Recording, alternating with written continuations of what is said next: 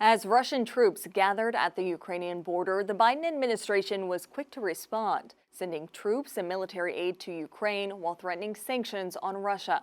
The president has continued to reaffirm America's readiness to respond if an invasion occurs. But what's our interest in this overseas conflict, and why should Americans care about preserving the Ukrainian border? I spoke with Dr. John Denny, a professor of national security studies at the U.S. Army War College.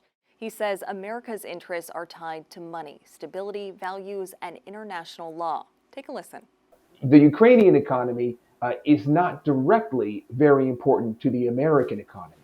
However, Ukraine is a large and very important country in the middle of Europe, and instability and insecurity there will have a spillover effect on countries that are vital to the American way of life and the American economy. Now, more broadly than that, we also share the same values with most European countries, values of liberty and democracy, open and free trade. It's those kinds of values that are under threat, given what Russia is doing in this destabilizing buildup around the country of Ukraine. And then finally, I would add that we Americans prefer to live in a world of international norms and law.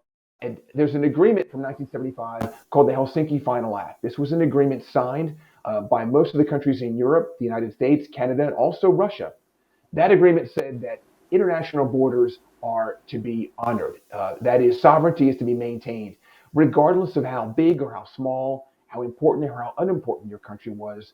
These are important values to Europeans and North Americans. Russia has violated that agreement. And so that is a problem for the West as well, the fact that Moscow is not maintaining its international agreements and obligations.